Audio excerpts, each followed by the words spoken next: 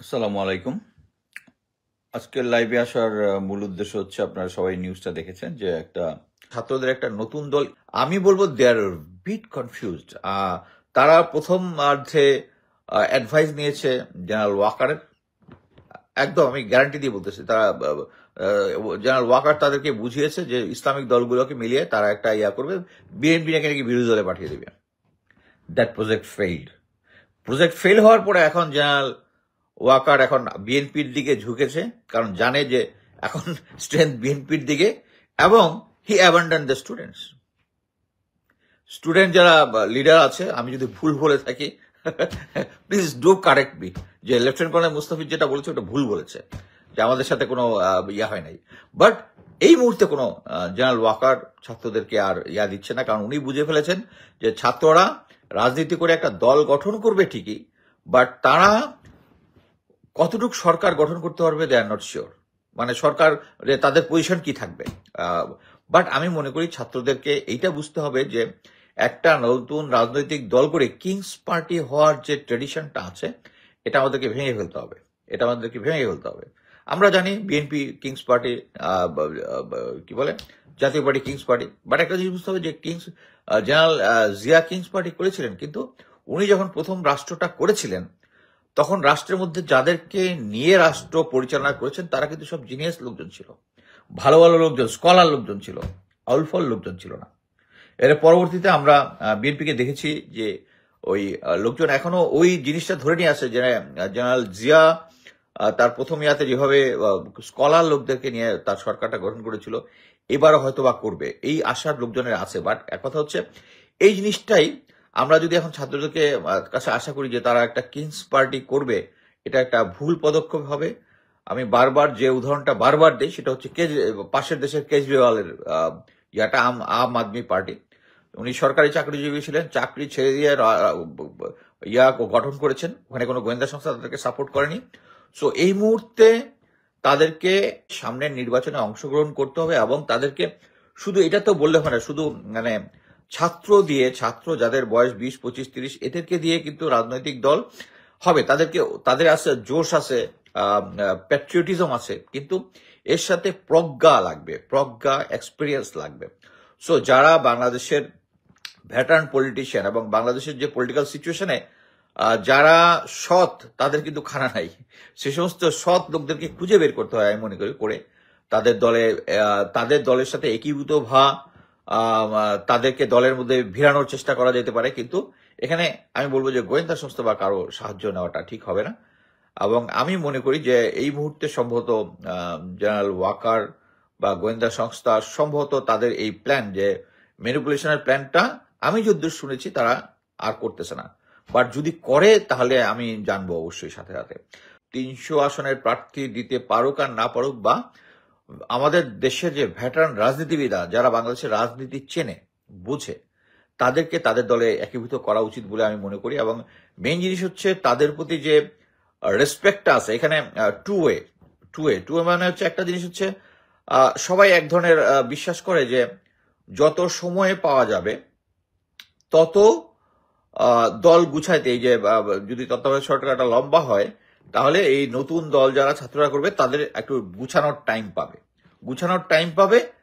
At the same time গুছানোর time পাওয়া ঠিক আছে, অ্যাট দ্য সেম টাইম যত আমরা এই থেকে বেশি দূরে চলে যাব, লোকজনের মাথার ভিতর থেকে ওই জিনিসটা চলে যাবে যে এরা দে আর দ্য হিরো, তারা আগস্ট আন্দোলনের তারা নেতা। এই জিনিসটা কারণ এটা হবে কি, কারণ আমরা অলরেডি দেখতেছি যে ছাত্রদের মধ্যেও বিএনপির প্রতি একটা পলিটিক্যাল রেটরিক, এবং বিএনপিরও দেখেছি বিভিন্ন ধরনের রেটরিক ছড়ানোর জন্য।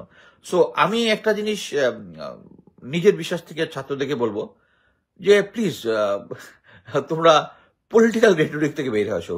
বিএনপি এই করেছে, বিএনপি সেই করেছে, জামাত এই করছে, জামাত রক্ষানে কোনো বলার দরকার নেই। এইটাই আমাদের সাধারণ মানুষকে বুঝ দিবে যে এই দলটা হতে যাচ্ছে, এটার মধ্যে কোনো পলিটিক্যাল রেটরিক নেই।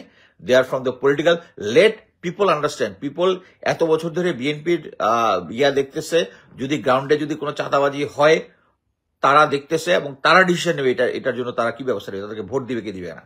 যেভাবে আওয়ামী লীগের ক্ষেত্রে যেটা হয়েছে, তাদেরকে আমরা জনগণের উপরে ছেড়ে দিব। আমরা আমরা কি করব, আমাদের ম্যানিফেস্টোটা যেটা আছে ছাত্ররা ওইটা তাদের দেওয়া উচিত, যে আমরা এই করব সেই করব। বিএনপি, জামাত, চরমোনাই, ব্লা ব্লা যারা আছে তারা এই খারাপ করেছে সেই খারাপ করেছে, এই জিনিসটা বয়ানের মধ্যে আনার কোনো দরকার নাই। হতে পারে এই জিনিসটা আসবে কখন, ওকে, আমি একটা পলিটিক্যাল একটা জনসমাবেশ করেছি, তারপর একটা প্রেস ব্রিফিং করছি। প্রেস ব্রিফিং এর যদি কোনো কোশ্চেন আসে, ওখানে পলিটিক্যাল রেটোরিক না বলে তার পয়েন্ট অফ ভিউতে there are lot of diplomatic ways telling the, মানে আমাদের মিলিটারিতে অনেক আছে, কিছু আছে। যাক, আমরা কিছু কিছু জায়গায় মনে করেন আপনি তো এখন অনেক সিনিয়র হয়ে গেছেন, আপনারা তখন বাঞ্চও বলতে পারতেছিলেন, সরি ফর দ্য ল্যাঙ্গুয়েজ, মানে ওর কথা আমি কিন্তু বলে কিন্তু দিলাম, ঠিক আছে। There are diplomatic way telling what they really deserve. So আমি মনে করি যে পলিটিক্যাল রেটোরিকটা ডিপ্লোম্যাটিক ওয়েতে দিতে হবে। আমরা যেভাবে আমাদের রাজনৈতিক দলগুলা একটা দল আরেক দলের ভিতরে বিষেধগার করে, এটা থামা উচিত। এবং এটা আমি ছাত্রদের বলতেছি তা না, এটা বিএনপি কেও বলতেছি, অন্যদেরকে বলতেছি, পলিটিক্যাল রেটোরিক না করে নির্বাচনের আগে আমরা শুধু বলবো আমরা আমাদের ম্যানিফেস্টো এটা, আমরা এটা করবো সেটা করবো, এবং একসময় আমরা ইনশাল্লাহ এই পলিটিক্যাল রেটোরিক থেকে বেরিয়ে আসবো। আর মিলিটারি অফিসার যারা করতেছে, তবে আমি একটা জিনিস বলি যে রিটায়ার্ড মিলিটারি অফিসাররা যাদেরকে আমি ভালোভাবে চিনি, যারা good, they are really good, এবং তাদেরকে খুঁজতে হবে। আমি বলি, এই যে brigadier general Hasan Nasir, he is a fantastic patriotic officer. ওনার সম্বন্ধে অনেক রেটোরিক করার চেষ্টা করে, বিকজ কি উনি তো স্ট্রিক্ট ছিলেন, তার প্রিন্সিপাল সবসময় স্ট্রিক্ট ছিলেন। There are other officers, যদি রিয়েলি খোঁজ নেওয়া যায়, you can sit with general Hasan Nasir or some other officer, তাদের সাথে বসে রিটায়ার্ড মিলিটারি অফিসারকে একভূত করতে, যারা এই শেখ হাসিনার জিনিসপত্র সবসময় তাদেরকে ঘৃণা করেছে, তাদের পাশে থাকে নাই, এরকম অনেক অফিসার আছে। সো আমি মনে করি মিলিটারি অফিসাররা কিন্তু হাসিনার আমলে যারা ক্রিম খেয়েছে সেই মিলিটারি অফিসার না। এখানে আমার বক্তব্য শেষ। এখানে কারো যদি কোনো কোশ্চেন থাকে আমি কোশ্চেন। আচ্ছা, তাহলে দ্য বিজনেস টুডে আইকিউবিকে নিয়ে প্রতিবেদন করার এই মর্ম। হ্যাঁ, এটাই যে বিজনেস টুডে যেটা করেছে, এর আগে একটা প্রতিবেদন করেছে, তাকে একটু যেহেতু সামনে তাকে লঞ্চ করা হয়, এই জন্য সমালোচনা করতে জানতে হয় তাদের। সাব্বির আহমেদ তার সমালোচনা করতে গিয়ে ডিসইউনিটি তৈরি করে ফেলে। Correct, you are absolutely right. আচ্ছা, কোনো কোশ্চেন যদি কারো থাকে আমি উত্তর দিব। Sir, say something about Pinaki doctor, he is supporting IKP. হ্যাঁ, পিনাকি দার সাথে আমার কথা হয়েছে এই ব্যাপারে নাম্বার অফ টাইমস। আমি বলে দিয়েছি, দাদা I am your supporter, but এই বিষয়ে যতবার বলবেন আমি এটার বিরোধিতা করবো। এনিওয়ে, এখন আর অনেক, মানে ওইটার পরে আমি দাদাকে দেখি নাই করার জন্য, সাপোর্ট করতে। আর দেখা যাক। স্যার, সে সামথিং অ্যাবাউট পিনাকিদা, আচ্ছা, এটা তো আমি কথা বলেছি। আর কিছু কারো কোনো কোশ্চেন? জাতীয় সরকার গঠনের জন্য সব জায়গায় থেকে শেখ হাসিনার দোষীদের বিতাড়িত করে গণহত্যার বিচারের জন্য আপনাদের আর অফিসার আগস্ট 1 তারিখের মতো জোয়ার ভূমিকা রাখবেন প্লিজ।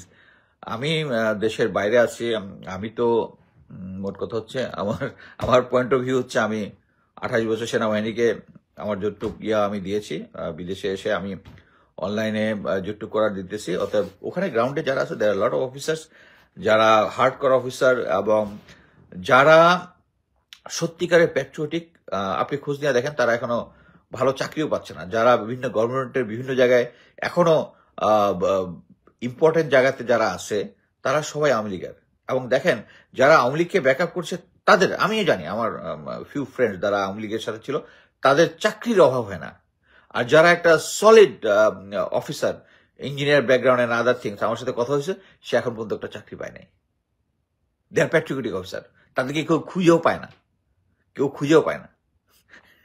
এটাই হলো হার্ড ফ্যাক্ট। আচ্ছা, থ্যাংক ইউ। এরপর আর কিছু আছে? Thank you. আজকে আমার এখানে বক্তব্য শেষ।